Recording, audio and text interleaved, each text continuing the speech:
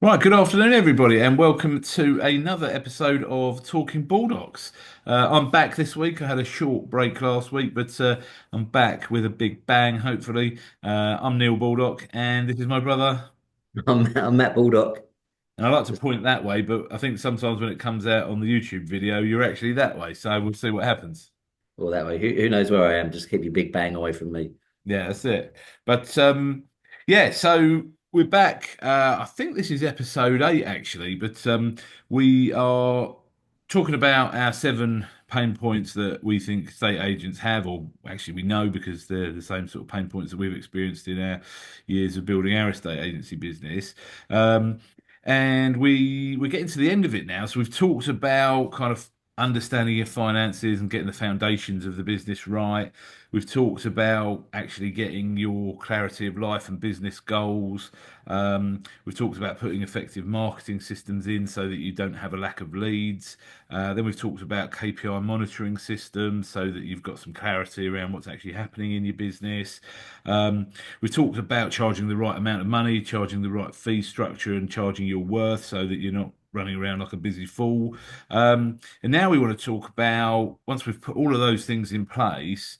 Um, really, if you still haven't, or you still feel like you haven't got enough revenue, what can you do about that? And that really comes down to now looking at your sales process and your conversion rates. So, how can you get more out of what you've already got, I guess? You put all the other steps in place, and now you need to actually just enhance the performance of the business. So, that's what we want to talk about today. Yeah, and will we also be included in that kind of other revenue streams? Yeah, absolutely. So it's checking it. Have you got, have you got just one thing you're selling all the time and you're struggling with that? Have you got enough revenue streams in your business? So we'll definitely talk about that as well. Um, but yeah, I mean, do you want to start off with, if people are now getting the right amount of valuations, but they're still not listing enough property, Yeah. what do you think they can do to enhance that? Well, I think it goes back to first of all, they've got to identify that. So we're talking about they're working a lot, they're not getting the revenue in. Again, a lot of us as agency owners, we're good at doing the job, we're not good at analysing the business. It's working in the business and on the business. And as you always say, you like to deal with facts, not opinions. And sometimes that can get skewed. So you think you're busy, you're running through treacle, or you've got calls coming left, right, and centre. And sometimes you can think you're doing more than you are, and you can think you're doing better than you are. So it all goes, nothing's complicated in life, right? It all goes back to the simple basics, breaking down the numbers, and having a look at it. So Yeah, well, just on the numbers quickly. Sorry to interrupt your flow, but I just thought about this before we came on. Actually, and for me, I think numbers paint the picture. So a lot of people don't like the numbers, but actually, if you've got those numbers in front of you, you can just like see what's happening in the business. And then if you've got all of these leads coming in, all of these valuations being booked, but a lack of listings, those numbers actually paint the picture. Well, we've now got a problem with our valuer, for instance, and or our valuation process, and what can we do to make that better? yeah, hence the phrase "painting by numbers," perhaps. Hmm, very nice. There you go. So, but I think, and I remember touching on this briefly in another episode we did. It's going to come down to honesty of your figures as well. So when you're looking at, so you're saying, let's say for argument's sake, you want to do 40 valuations a month, and let's say you want to do 10 valuations a month. It doesn't, I was with somebody yesterday. I was consulting with the fee level, the level of money they want to earn. They need to do 8 valuations a month. That's Yeah, fine for them. So you work out, but you have to be truthful about your conversion rate. And all estate agents are liars about their conversion rates, and that's the problem. And I don't know if you people are purposely lying, but it's you don't have an 80 or 90% conversion rate unless, I mean, I do know a really good agent in prime London who maybe lists one property a month, but they're at £3 million and he's on kind of 2%, and he is very sad. But a general running agency where you're kind of trying to list multiple properties, because what agents do, and it's because you've done this at corporate level to try and get out of being told off and having a good enough conversion rate, you tweak the figures. So you only count ones that list. So you kind of yeah, so you go and see 10 properties, and you'll list two of them, and you'll go, I've got a 50% conversion rate. And I'm like, well, how's that then? You're like, oh, because only another two listed. So I listed two and I lost two. So only four went on the market and the other six don't count. Um, the other six very much count because if you are spending money on marketing to go and see those six properties, they have to count because you've got to work out why you're going and seeing properties that are never listing. Does that make sense? Yeah, yeah, definitely. Because that's the thing. Evaluation is evaluation. Yeah. It's not. I always say to people, yeah, of course, we all want the marketing to be somebody phones us up and says, "I'm ready to list my house now." That'd be lovely, but we'd only get that once or twice a month, perhaps, and we wouldn't be getting the volume of leads we need and then the listings we need. So people have got to be honest about it. And if their conversion rate is lower because they're seeing more property and they're not all ready to list, well, frankly, that's just how it is. And yeah, you can look at what you're going out to see and why you're going out to see it. But if you know what I mean, I just think over time things have changed where people used to come to us a lot later in the process and said, Matt Neal, I'd like you to come and value my house because I'm looking to move. That's not the conversation that happens so much anymore, is it? It's No. like people are starting the process earlier. Yeah, and listen, the agency is a long game, but if you are basically just doing free val, so if your marketing piece is free valuation, and people think, yeah, I have a free valuation, but I'm not looking to move in. Well, then, if, as I say, if you're seeing 10 properties and six of them are never, it's not just, oh, in a year, they're just not coming to market, well, then maybe just stop your only marketing channel being the free valuation option. So Yeah.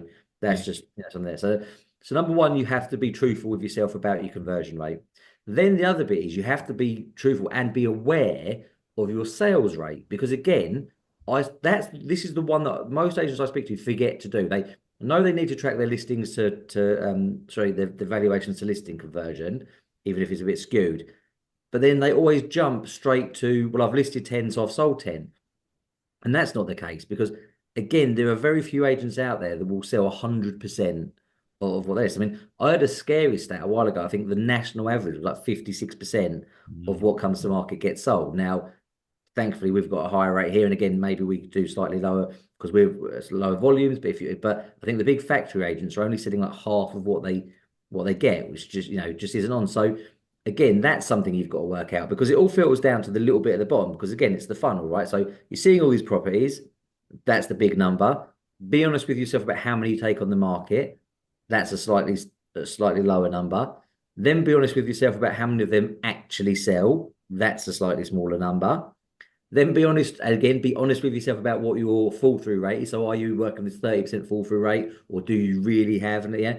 And then that becomes a smaller number, and then that's what's exchanges, and then pretty much what exchanges does complete. So you might start off saying, well, I'm doing 40 valuations a month, but I'm so busy, I haven't got time there, but why I haven't got any money? Well, because you're either not, you don't realize you're not converting well enough, either you're seeing them and you're not converting them to listings, or I'm listing 30, I've got seller care calls coming out my arsehole, but you're actually not selling enough. And that's the problem because the numbers get smaller the whole way they go down there. So again, it's numbers, well, I think numbers are boring, but I don't think these numbers are boring, funnily enough, because they're the one where you really know where you're going. But you've got to realize the big number at the top is not even going to be anywhere near the number that comes into your bank account down below. So you've really got to drill down into those numbers. Yeah, yeah. Funny enough, I was having a meeting with our new sales manager yesterday, and he sort of said to me, people might not like this, but in some respects, um, when you break it down, the business model of a state agency, not the personal side of it, but the business model, it's a mathematical equation. Mhm. Um, so let's make sure you get the equation right, because if you get the equation wrong, you're just working your arse off, you're not making the revenue. And that goes back to some of the other points where you get lost and confused and you've got no clarity. So you get these numbers right, and then you've almost just got a blueprint of exactly what you need to do every month. And as long as you do that, you've got a very predictable business all of a sudden. So I think And on that, sorry, you interrupted me once, so I'll interrupt you once, and now I'll it's allow now it once. now it's evens. Um, you need to know what your average fee is, and again, you've got to keep monitoring that. So we went through a phase in this business, where our average fee was one amount, and then I check every quarter really, all of a sudden come down. And I looked, we'd listed a lot of flats all of a sudden. So our headline numbers were there. We were listing the same amount of properties. So if you're just looking at what you're listing, you're not really that concerned about it. And all of a sudden I was like, why have we got less money? Well, actually, in pound notes, our average fee had come down because we were listing a lot of smaller properties. So Mm, again, that's something. And I think you probably just want to keep. I mean, it doesn't take 2 seconds to do, really. Depending on if you agreed 10 deals a month, and and you put 40 grand in your pipeline, then your average fee is 4 grand, right? So you can do it monthly, literally in 30 seconds. Um, but if you can do it at least quarterly and then keep track on it, because again, if you set all your numbers out, you do all the great work in January, and you go, right, I know on my conversions I need to list 30 houses a month for argument's sake. And then you get to December and you're like, this is 30 houses every month, but I haven't got any money. Well, it's because something has changed in the numbers. Either your conversion rate's changed or the pound note value of the transaction has changed. And that's something you need to make sure you're monitoring constantly. definitely, definitely. So let's just try and focus a little bit on increasing the conversion rates because obviously this we're yeah, the whole thing, the whole system and operating model we've got all goes hand in hand. But Yep. um, we've got all the numbers straight. But now we're seeing valuations and we're just not converting enough. What can we do? Because funny enough, we've had this conversation in our own business, haven't we? That actually it's got to start from the start. When the valuation is booked, we've got to get that right. And then we've got an easier job when we go out and see the valuation. So, yeah, let's talk around that a little bit and the process. So, I mean, I was trained, as many were in the corporate world, sorry, that the valuation should be one on the listing. Sorry, what an idiot thing saying. Of course, it should be. The valuation should be one on the phone call, to book the valuation, and that is really true. I actually think now we can even go further back and say the valuation should almost be one before they even phone you, because if you're doing the marketing right, as we previously said, the social media, they feel that they know you and they should be phoning you and saying, "Can you come out? You're there now." But let's take they're phoning three agents. Sellers don't like making those phone calls. Okay, you don't like the idea of phoning an estate agent. It's not. No one thinks, "Great, I get to speak to an estate agent today." But what you can do is have it when they put the phone down, they think, "Great, I really enjoyed speaking to that agent." You can change their mind. So it can't be the form. You don't work in a Chinese restaurant. You're not just taking orders. So they'll phone so and so estates on the high street, and they'll get name, address, email address, telephone number. Do you want a mortgage? Do you want a mortgage? Do you want a mortgage? No. Okay. How many bedrooms have you got? Bathrooms? Do you want a mortgage? Do you want a mortgage? Yeah. Etc. They'll get that a couple of times, but if they can get you and you can actually be professional and show empathy, ask questions and be genuinely interested in them, and you don't have to pretend, because actually, if you're not genuinely interested in people, you probably shouldn't become an estate agent anyway. But Yeah. actually, be asking about them, asking about their lives, pertinent questions. What are the top three things you're looking for from your estate agent? When you bought the property, how was the experience? If they've sold a property before, how was the experience when you last sold a property? So you're finding all this stuff out, and and they actually think you genuinely care about them. And again, the easy way to act like you care is to actually care. Um, but again, if you're finding out what's important to them, then when you speak to the value and you're sending them out, you say, right, you're going out to see Mrs. Smith at 1 Acacia Avenue. Just so you know, time scale is the most important thing to her, or she's not really bothered about time scale. Someone doing the viewing, I've had that. I've had someone, they've literally asked the question, will you do the viewings? Which we all think is common sense, Mm. but it's finding out what's important to them. Um, and if the person puts the phone down and they're actually looking forward to you coming out and seeing them, then half the battle's won. Yeah, no, precisely, mate. And I think that's one of the reasons why, whilst there's a lot of technology in our industry and people peddling products that can automatically book viewings in and automatically book valuations in and all the rest of it, who wants to automatically book a valuation in? You wouldn't have developed any relationship with the customer at all. And the whole valuation booking process is really to set the valuer up for success and set the scene with the customer of what a great company we are, and develop a relationship with them. And as you say, it's really a lot of people treat it as a form filling exercise, and it is very bland. How many bedrooms have you got? How many bathrooms have you got? Where are you moving to? Whereas it should be a lot more open-ended questions and saying to people, or tell, explain, describe, describe to me what your ideal house looks like. Tell me all about your plans. So it's just a conversation. It's not a valuation booking process. It's a conversation that leads to having a valuation booked at the end of it. Um, and we've identified a couple of things in our own business where there's some training requirements, and we see it all the time with other agencies we work with. And people phone up, and the first thing that's getting done is a time and date getting booked. And I'm saying to people, hold on a minute. We don't want to talk about a time and date that this valuation is happening until we've had a really good conversation and the customer loves us, basically. And we've found out all the information. We've shown them that we care about them. But I think, and that, we're quite passionate about that, aren't we? I'm showing that is like, it is key. And when you see a valuation call that's been booked in 2 minutes, I can instantly tell that that's not long enough. So it's no wonder your valuer is having trouble when he's going out to see them, um, because we're not setting up the valuer for success. So yeah, I think that is absolutely key to conversion rates is the client experience as soon as they first interact with you. Yeah, I mean the client experience the whole way through is obviously key, but at that first interaction, and again, it's just not to get complacent because if you, I remember when you very first started the business and you get a valuation, you'd be so excited. Oh yeah, thanks so much. I'm really delighted to come and see. And you go a bit too. Sometimes you maybe go a bit too much, and then we can book a valuation with our eyes closed. Well that doesn't really matter on the phone, but it's just it, you do it every day, but that doesn't matter because just because you do it every day, the customer doesn't do it every day. And that's the kind of point. Imagine if you walked into a restaurant and you're quite clearly when you walk into a restaurant, gonna have a seat, gonna have a drink and go order some food. But imagine if they just let you they just let you choose your own place, come over to you, what do you want? Yeah, the bars. It's just not the experience that you want. Well, it's not an experience you've got to pay good money for. And that's the key. So, self-service restaurants have got their place. There's self-service estate agents. They charge a certain fee. But if you actually want to command the fee that you think you deserve, it has to be right from then on. There will obviously be occasions where you can't speak to the person for whatever reason. But that's where video comes into it because, we were listening. We had obviously Matt from PVS Media down to one of our conferences the other day that we were hosting. And I've heard other people say it. The brain can't really distinguish between meeting someone in real life and meeting them on a screen. That's why we think we know people, and people have this affinity to celebrities. That's why everybody was Team Molly May recently, and stuff like that. Have you lost a pen under your desk, by the way? No, I've actually lost.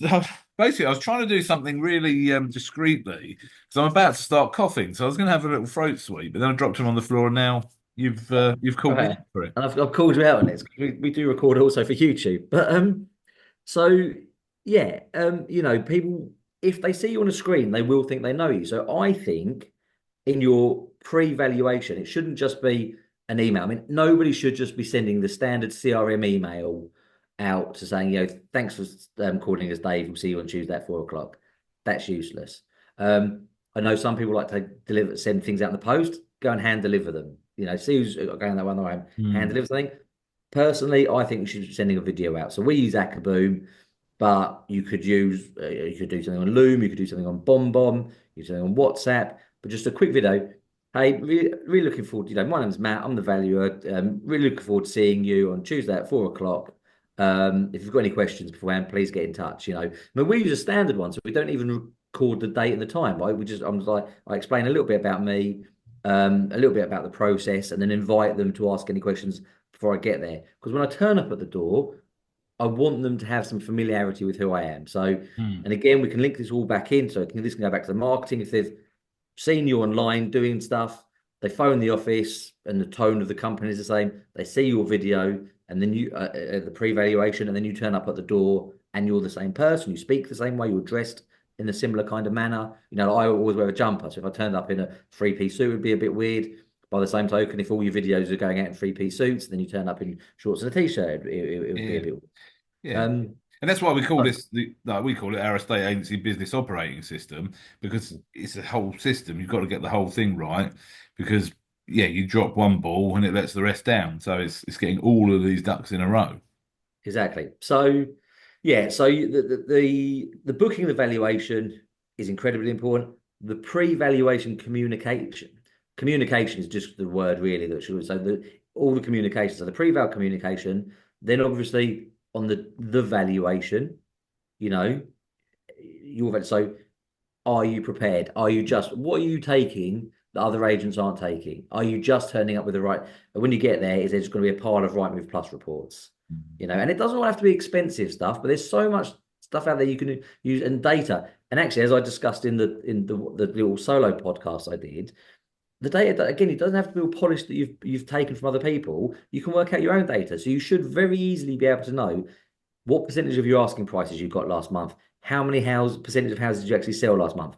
My favorite one is how much money did you negotiate for your clients? Mm. Because realistically, the average house seller doesn't want to be bombarded with data and stats. They want to know, are you likely to sell my house? And are you likely to get the best price for it? So if you can turn up and you can say, just so you know, the national average is 56% of properties that get sold, come to market sell. We sell 90%. I get 99% of my asking price. And on average, I'll negotiate you £7,000 more than the buyer originally wants to pay you. Yeah, that sounds fair enough, Yeah, you yeah. know. Well, Um, that's looking at basic selling skills as well, and making sure because that's selling the benefits to the client of using yeah. you, not just the features. And you get a lot of agents go out and with it, we list the most property in the town. Well, where's the what's in it for me, for the client? Where's the benefit to the client? Whereas, we list X amount of properties, but we have this conversion rate, we achieve X amount more than any other agent, blah, blah, blah. You're actually selling the benefit to the client of using you, aren't you? So they can tangibly see the value.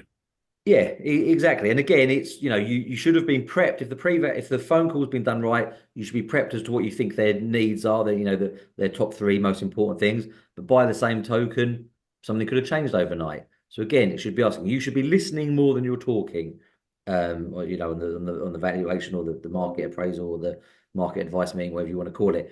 Listening more than you're talking, listening and watching actually listening to what they say but watching how they say and watching their body language, and they you should ideally have had some skills in terms of communicating again with people, body language mirroring, all that kind of stuff. But you just want to make sure anything you're saying is addressing their needs. So either it's asking them then, or as you're explaining the benefits, then they're thinking, oh god, well that is important to me. Because again, a seller won't remember necessarily that you asked the questions when they booked the vow and when you said it. So it's like some Jedi mind trick, and it's nothing sneaky. It's just you doing your job properly. But most sellers, they're busy. So once that phone call's done, the kids are running around. They forget that phone call. So actually, if you can actually just address their needs, they'll be thinking, "God, this is exactly the person that I want to Mm. work with." Yeah, 100%. And then I guess after you've completed the valuation, then it's all in the follow up as well, isn't it? And Yeah. what you do after, because you've done all the marketing to get you there. You've booked a perfect valuation. You've gone and given a great pitch, and then some people don't bother following up, and it's Well, I like, was going to say that there's a yes. I mean, first of all, you've got the post valuation. So again, make sure don't just walk out the door and they never hear from you again. For a start, actually do, say we can. Again, I'm a big fan of video. The reason I like video post valuation is because more often than not, you won't meet both decision makers. mm, So rather than, if the husband was at home and the wife's at work and she comes home and says, "What did this agent say?" and he goes, "Oh, well, he said 1%, he said 1.25%, and he said 300, he said 320." That's not the information you want to be passed across. So again, if you can do a quick video mentioning, the missing party, saying, "Sorry, I didn't get to see you, that I love the kitchen for argument's sake. These are the setting points. I think these are the points I mentioned it's important to consider when choosing your estate agent." So that helps. And then, as you rightly say, follow up, and you can agree a follow-up plan with them. You can say, mm, I'm going to call you Tuesday, and they'll go, and then, but they actually do it. What you tend to find with agents, especially listers and valuers, we do have egos. I think we weren't loved enough as children, and we were all scared of rejection. I think there's something maybe in that because we don't like people saying no to us. We take it personally. We don't hear, "I'm using another agent." We kind of hear, "I don't like you." mm. Because ultimately, it is there. Right? You're there in the ring. It's like a box. It's you versus everybody else. So get it followed up. Sometimes it's a good idea to get somebody else in the office to follow it up. You'd actually get more maybe honest feedback from the seller. So yeah, they're not, "Oh no, we really loved you, Matt. No, we really loved you. We're just," but actually, if somebody else phones, they might say, look, to be honest with you, Matt really annoyed us when he didn't take his shoes off. Mm. Or, Yeah, because everybody will say, "Oh, I lost that on fee, or I lost that on someone overvaluing it," and those things do happen. But there's usually something else in there. So sometimes getting somebody else to chase it is a bit better. But then continually, and it's not hounding people. I'm not saying you have to phone people every day, but by the same token, if someone says to you, let's say you're there in January and they go, "I'm not looking to do anything till July," right? Don't just phone them in July. 6 months is a long time. A whole variety of things can happen in people's personal lives. People can get made redundant, people can get ill, people can find their wife texting their best mate. Like loads of stuff happens that will move forward. So, if they say they're moving in July, they don't want to be phoned next week, the week, the week, the week. But make sure you're checking in with them fairly regularly. And of course, have some form of automatic nurture journey, like an email system or something like that, going on in the background to, so those all important touch points. yeah, no, exactly. So, yeah, I think for anyone who's looking to increase their conversion rate, they've got to have a look at their whole valuation process, haven't they? Right from booking Yeah. all the way through to how they then follow it up and nurture it along the And it's journey. going to be really uncomfortable. I would suggest, and we did this, I would suggest you actually listen to recordings of the valuation bookings. And not to say to anybody, "Oh, you're shit," but just because you get a bit complacent in your head, you're doing a really good job. But I think a lot of agents go through the motions without realizing it. So Yeah, have those awkward meetings and say, "Listen, this is going to be awkward for everybody because no one likes hearing their own voice on recording." But listen to it go and go, right, does that sound like somewhere someone's probably put the phone down and gone, "I can't wait for that to see that agent." And if yeah, it yeah. doesn't, start again. The phone call reviews are powerful, and not just even in to be honest, not just for for every aspect of your business, not just for booking valuations, for booking viewings, but even for your property managers. Like, I'm going to start listening to their calls as well and just seeing what experience people are getting. Because Yeah. you say it's a coaching tool, not a criticism tool. Mhm. And I was thinking about this the other day. Just because a footballer's good at scoring goals doesn't mean they stop practicing, does it? Exactly. If they did stop practicing, they might not be so good at scoring goals anymore. So yeah, it's just continual professional And they development, and continual improvement. using the sporting analogy, they watch tape, which is so that version of listening to a phone call. So they watch themselves play, how they struck the ball, the positioning when a goal went in, where was your positioning, where you there, and it's up to, because they're constantly doing it. Yeah, well, actually, they go into granular detail, don't they? Like you say, Yeah, where did they strike the ball, what angle, everything. Same with us, and we shouldn't be afraid to do that. And your team, if they're the right team and they want to be high performers and high achievers, then they shouldn't be afraid of it either, because they should be looking to grow as a person all the time anyway. no. Um, If you, I think really with it, I've just thought this. If you want a high achiever, you say high achievers are going to have egos, right? Because we want to do well, we want to be the best, we want to consider the best. But you just have to work a way out to lose the ego to be willing to train and realize actually I've been doing this for 20 years. Maybe I've got a bit complacent. It's not. Let me kind of have a refresh. yeah, you just think all the time, have an open mind to, is there a better way? Mhm. Um, so yeah, so what about obviously of other things like other income streams? If people are just like, if they haven't, are they looking at their financial services business? Are they looking at conveyancing referrals? Have they got a lettings business? Um, Obviously, if you've not got enough revenue and you think you've done everything you possibly can and you've only got one revenue stream, then the other way to get more revenue is to offer other services. Yeah, and listen, conveyancing in particular, it can be a dirty word on parts of LinkedIn in terms of the referral fees. I think we live in a world where everyone thinks everything is this or that. So it's like you can be kind or you can be successful. Do you know what I mean? You can be um, strong or you can be nice, and it's not. And it's the same with referral fees. It's not you can have a referral fee or you can have a good service. You can have a referral fee and you can have a good service, and Yeah, that's well, the and you point. can demand a good service, can't you? Yeah, and that's the thing. And listen, some referral fees get out of control, and you can't. The conveyancers probably can't do the service, but there are definitely some fantastic conveyancers out there who are willing to work with an agent and pay a referral fee, and likewise with mortgage brokers. And if I mean, if someone came to us and said, "Look, I've got a list of clients of houses to sell. Can you pay? Will you give me, a referral fee, all above board, of course?" You say, "Yeah," and it's the same with mortgage brokers. You're saying we've got people that want mortgages. We're happy to pass them to you. We want a referral fee out of it. most mortgage brokers are more than happy to do that. And then it's down to you to not just look at the pound notes on this, but to buddy up with the people that are going to give a great service Hmm. and you're going to get something back.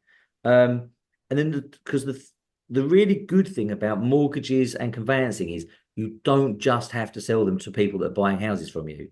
So really, as close to dreaming about earning money while you sleep, outside of a kind of a lettings book, is mortgages and conveyancing referrals. Because if you do everything right and someone really likes you, especially on the buying front, but you just don't have the house for them, you can't do a lot. But if they like you that much, they'll take your recommendations for your mortgages and your conveyancing. They can go and buy a house of ABC estates, and you can still earn out of it. And that's the bit you want to be doing. So where you kind of might thinking, oh look, well, I only ever list 10 houses a month, so I've only got 10 to 20 mortgage or conveyancing opportunities. No, you don't. If you register 200 buyers, you have got 200 mortgage opportunities. You've got 200 if they're buying and selling to 400 conveyancing opportunities. And that's the key. But again, that's really just about consistency and delivering such a service to them that they trust your recommendation. Yeah, yeah, yeah, definitely. And excuse me, it'll go the same with the lettings. I mean, that's could be another whole podcast in itself is how to make sure you're making enough revenue and profit out of a letting agency. But um, most people obviously just offer lettings and management, and they don't offer any form of maintenance services or refurbishments or mortgages to their landlords. So it's just looking at what is our business and what other opportunities have we got, um, and then adding those in because often people think, oh, but it only makes me a tiny amount of money. But when you compound effect it and you've got Yeah. lots of tiny amounts of money coming in, then all of a sudden it can be another decent revenue stream. And the important thing is, there's a lot of these revenue streams that you can do with zero extra cost to your business because you've already got the people employed doing the lettings or doing the sales. And much like it's the it's much like the principle in a McDonald's when they used to say they asked every customer, "Do you want to go large?" Yeah. And and all they were doing is offering you the opportunity to have a larger meal and pay a bit more money for it. Yeah. And obviously, we're not serving large Big Macs around here, but It's a shame. what we're saying, yeah, we might have eaten a few at that time, but what we're saying is if you ask the question, you've got a 50% chance of yes. And then if you ask the question in the right way and position it correctly, you can increase that even more, which goes along with conversion rates. So, but the first thing is ask for the business. And I think that's where a lot of people don't. They don't even ask for the business. So they've got a 0% chance of getting any extra business because they haven't asked for it. So yeah, I think there's lots of opportunities to not just offer sales and lettings and to do other things in a property business. And sometimes maybe that's a mindset shift to we're not just an estate agent, this is a property consultancy business. And there's lots of things that go along with a property and lots of different things people need throughout that property journey. Um, so yeah, I think there's a I, whole host of I, I opportunities. used to use that line in my early days of networking. I used to say, if it's got four walls and a roof, I can do something. I can sell it, I can rent it, I can help you refinance it, I can help you make it look nicer. There's loads of stuff that you could, as estate agents, you're the gatekeepers really to all these other kind of industries and trades. And again, you make sure everything's done for the right reasons and with the right people. But there is no shame in earning money off helping people. That's right. Yeah, so as long as they need the service, Yeah, and if somebody needed a new extension, they're going to go and get that extension either way. So if you end up putting them in touch with a reputable builder that you have vetted and worked with and has proven themselves with other clients, etc., there's value in that. So yeah, I think again, we could probably talk for days about stuff like that, but it's just opening your mind and changing your perception of what you do on a daily basis, isn't it? yeah, yeah, definitely. So yeah, I think if anyone wants any advice on that, get in touch with us. We always like to say like and subscribe to our YouTube channel. And if you've got any other specific topics you'd like us to cover on the podcast as well, then we'd be delighted to hear about those as well. Goodbye. Okay, right. I think that's a wrap then, and we will see you next week. Goodbye. Thanks.